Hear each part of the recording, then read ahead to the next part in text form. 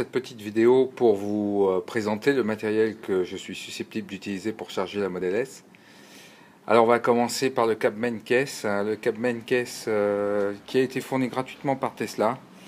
C'est un câble qu'on peut régler entre 6 et 13 ampères et qui fonctionne donc sur une prise domestique en 230 volts monophasé. Voilà, avec la prise côté voiture. Fourni également par Tesla, l'UMC que tout le monde connaît, avec une prise sur laquelle on peut en ficher 3 types d'adaptateurs. À gauche, donc ici, l'adaptateur pour prise domestique. Ici, l'adaptateur pour prise P17 32 ampères monophasé, le bleu. Et ici, l'adaptateur pour prise triphasée 16 ampères. Voilà, donc on en fiche un de ces 3 adaptateurs dans le câble UMC Tesla. Alors ça, on pourrait dire que ça fait double emploi avec le câble main case, c'est vrai. Ce qu'il y a, c'est que le câble UMC est assez sensible à l'inversion entre la phase et le neutre. Et donc, on m'a donné qu'un seul adaptateur et il y a une chance sur 2 que ça marche. C'est pour ça qu'on utilise plutôt le câble main case pour charger dans les conditions de prise domestique.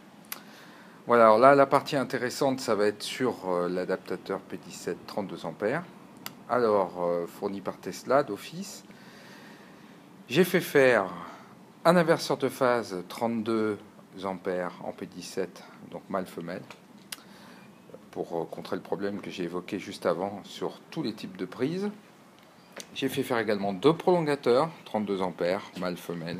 Ils sont identiques, il y en a un de 20 mètres et un de 10 mètres, on peut les mettre bout à bout pour faire 30 mètres.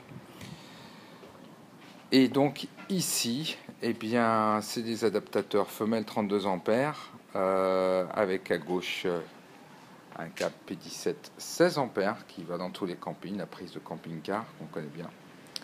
Et ici, la même chose que tout à l'heure, une 32 ampères, 10 ampères, 16 ampères, le grand domestique.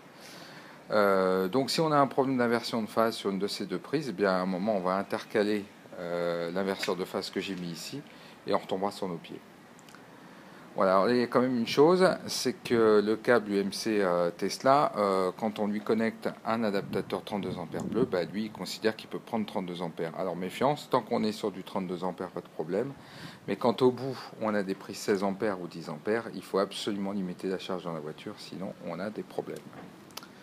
Voilà, maintenant on va passer au triphasé. Alors le triphasé, donc c'est l'adaptateur rouge qui n'est pas fourni en standard avec la Model S, mais qu'on peut acheter en option. Ce que j'ai fait.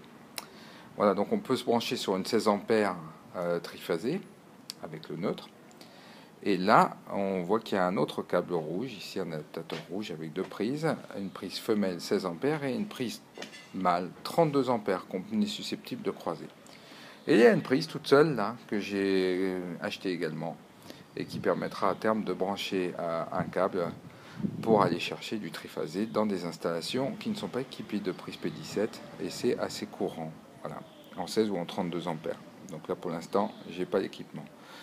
Donc voilà, allez, un dernier câble, un câble dont on se sert tout le temps en voyage, c'est le câble avec une prise main case type 2 à un bout et une prise type 3C typiquement française. Voilà, c'est un câble avec 5 brins qui peut charger en triphasé 32 ampères.